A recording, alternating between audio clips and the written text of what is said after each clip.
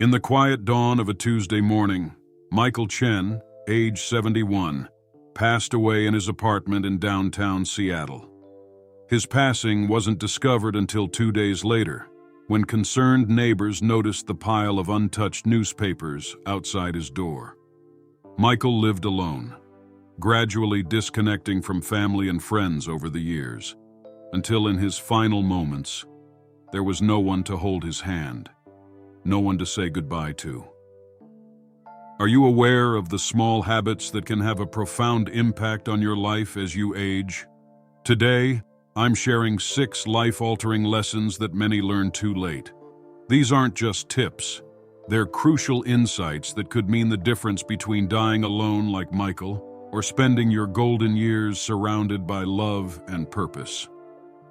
Before we dive in, if you find value in these insights, make sure to subscribe and hit the notification bell. Your support helps us reach more people with these vital messages. Let's begin. Lesson 1. Mental health, the silent crisis. Let's start with what actually claimed Michael's life. No, it wasn't a disease or an accident. It was something far more subtle, yet just as deadly.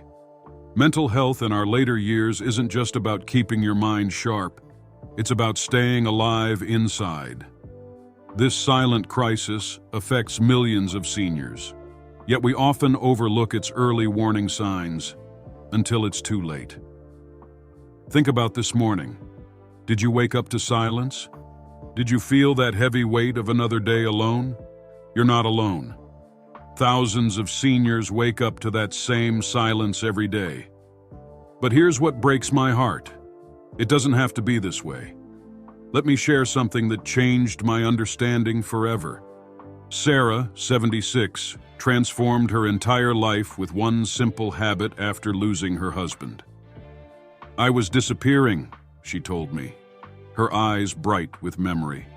"After my husband passed, each day felt lighter than the last, as if I was fading away.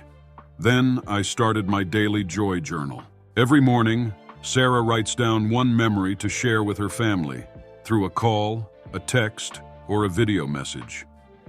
At first, she says with a smile that lights up her whole face, "My children thought I was just keeping busy." But something magical happened. My grandchildren started asking questions about the stories. They wanted to know more about their family history, about my life. Now they call me their story keeper. But here's what's truly remarkable. Sarah's simple practice didn't just improve her mood. Her doctor noticed significant improvements in her cognitive function. "When you engage in meaningful storytelling," she explains, "you're not just sharing memories. You're exercising your brain in complex ways, strengthening neural pathways, and creating new connections." The science backs this up. Recent studies show that seniors who maintain strong social and emotional connections have a 70% lower risk of cognitive decline. Think about that. Your brain quite literally stays younger when you stay connected. Lesson 2. The silent danger of social isolation. Now, this brings us to our second lesson, one that's literally a matter of life and death. Social isolation isn't just about feeling lonely. It's about what that loneliness does to your body and soul. Let me share something that might shock you. Medical research shows that being socially isolated carries the same health risks as smoking 15 cigarettes a day. Think about that for a moment. The quiet comfort of being alone that many of us settle into, it's not peaceful, it's toxic. I remember sitting in James's living room last winter. At 82, this former business executive had everything that money could buy. A beautiful home, the latest technology, even a weekly cleaning service. "I thought I had it all figured out," he told me, his hands trembling slightly as he held his cup of tea. "I didn't want to burden my children with my aging. I had my routine. Morning paper, afternoon TV shows, evening news. I thought that was enough." Then came that Tuesday morning. James fell in his kitchen. Hours passed, 1, 2, 3, 4. Nobody called. Nobody visited. I lay there, he said, his voice breaking, watching the sunlight move across my floor, unable to reach my phone. That's when I realized my independence wasn't worth my life. But here's what makes this lesson so crucial. Isolation doesn't happen overnight. It creeps in slowly, disguised as independence, masked as not wanting to be a burden. One declined dinner invitation here, one missed family call there. Before you know it, days can pass without meaningful human contact. The solution? It's simpler than you might think. Starting with one daily connection, a phone call, a video chat, even a meaningful text exchange. Make it as routine as your morning coffee. Barbara, 77, did exactly this. Every morning I call my daughter while we both have our coffee. We might talk for just 5 minutes, but those 5 minutes anchor my day. From there, she expanded her connection routine. She joined an online book club, started teaching her granddaughter to knit via FaceTime. Now, she laughs, some days I have to schedule my quiet time. Remember, social connections aren't luxury items. They're as essential as your blood pressure medication, as vital as your daily vitamins. Every hello, every shared story, every moment of connection is an investment in your health and longevity. Lesson 3. The critical truth about health checkups. This brings us to our third lesson, one that could literally save your life. Don't ignore your regular health checkups as you age. Now, I know what many of you are thinking. I feel fine. I'll go when something's wrong, or I'm saving money. These thoughts might seem reasonable, but they're among the most dangerous myths we tell ourselves. Let me share something that changed my perspective forever. Last year, I sat in a hospital waiting room with Robert, a 75-year-old retired engineer.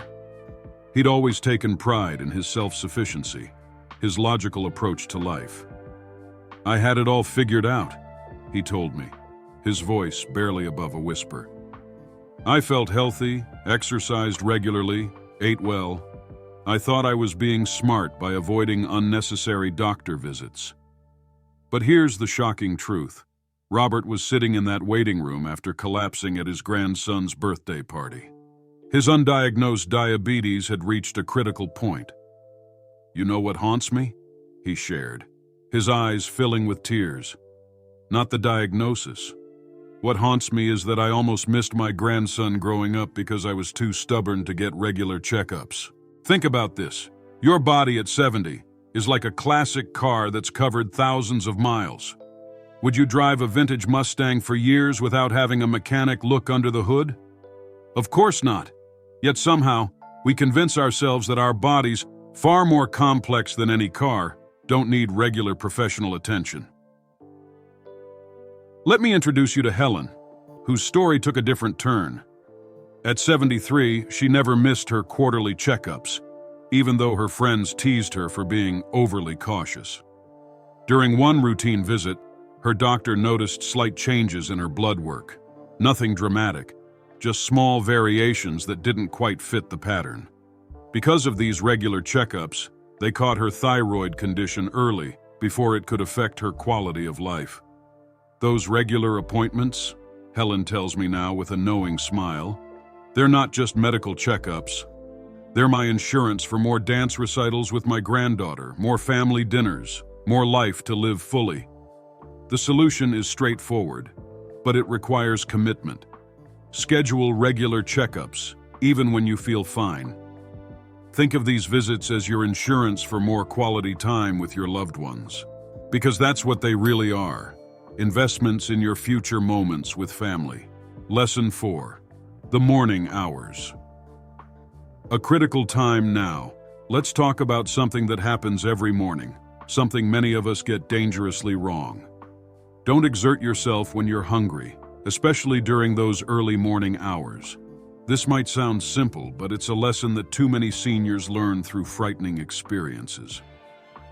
Let me share what happened to Marie. a 73-year-old gardening enthusiast who loved tending to her roses at dawn. The morning air was so fresh, she told me, her hands still trembling as she recalled that day. I'd always go straight to my garden after waking up. I thought I was being productive, using the cool morning hours wisely. Until one morning, everything went black. She found herself on the ground, surrounded by her beloved roses, too weak to call for help. Here's what many don't understand. Your body in the morning is like a car that's been sitting in cold weather. You wouldn't start it up and immediately race down the highway, would you? Your body releases a significant amount of adrenaline in those early hours, naturally raising your blood pressure. When you combine this with physical activity on an empty stomach, you're creating the perfect storm for disaster. The solution isn't about giving up your morning activities. It's about timing them wisely. Think of it as a gentle morning symphony in 3 parts. Wake up, nourish, then move. Even a light breakfast gives your body the fuel it needs to function safely. Lesson 5. The art of rising safely. This brings us to another critical morning moment: how you get out of bed. It sounds so basic, doesn't it? But this simple act can literally mean the difference between a healthy day and a devastating fall. I'll never forget Tom's story. At 78, this retired history teacher prided himself on his quick morning starts. I was always the first one up, first one ready, he shared from his hospital bed after a terrible fall. 40 years of teaching had trained me to jump up when the alarm rang. I never thought it could almost kill me. During sleep, your body operates like a city at night. Everything slows down, blood pressure drops, organs work at their minimum. Jumping up suddenly is like flipping all the power switches at once. Your cardiovascular system simply can't adjust that quickly, especially as you age. Instead, think of rising as a gentle 3-step dance. First, wake your body with deep breaths while still lying down. Then, slowly move to a sitting position at the edge of your bed, giving your blood pressure time to stabilize. Finally, stand up gradually, holding on to something stable if needed. This simple routine takes just 2 minutes, but could save your life. Lesson 6. The private moments that matter. Now let's talk about something many find uncomfortable to discuss, but it's crucially important. Your bathroom routine, particularly in the morning. This might make you blush, but understanding this could save your life. Dr. Williams, a cardiologist I work with, shared something alarming. I see too many seniors in the emergency room because they strain during their morning bathroom routine, he explained. Most don't realize they're putting their heart under tremendous stress. The story of George, a 77-year-old retired accountant, illustrates this perfectly. I always rushed my morning routine, he admitted from his hospital bed after a frightening episode. I thought being quick and forceful was efficient. I had no idea I was gambling with my life every morning. The solution involves simple yet crucial adjustments. First, maintain proper hydration and fiber intake. Think of it as maintaining your body's natural plumbing system. Second, never rush these natural processes. Your body has its own timing, and fighting against it only creates problems. Third, if you feel the need to strain, stop and try again later. Let me share something that weighs heavily on my heart. The 3 most profound regrets I've witnessed in my years working with elderly individuals. These aren't just sad stories. They're wake-up calls for all of us. The first cuts the deepest.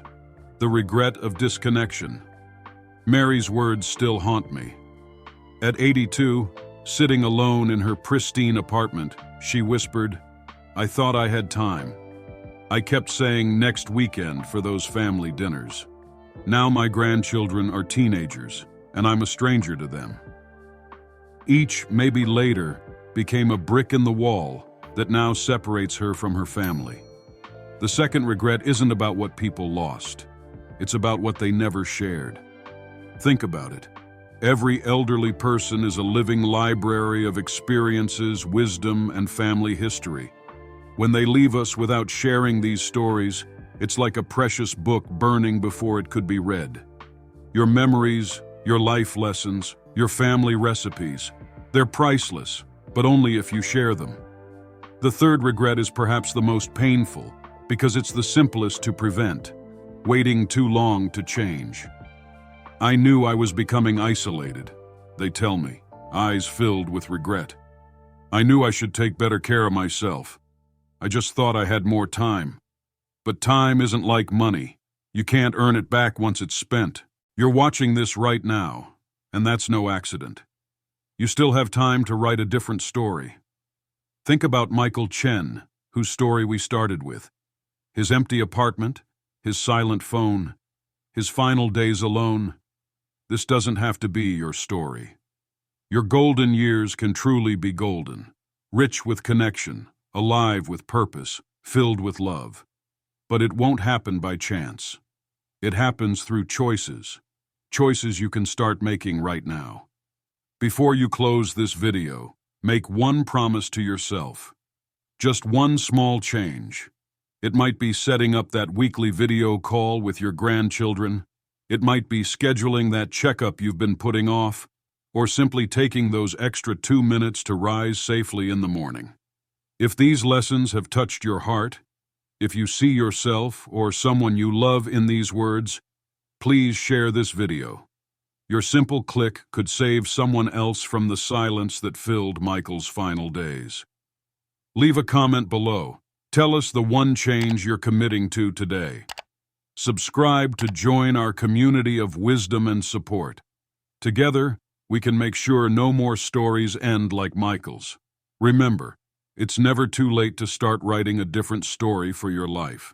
But the time to start is now.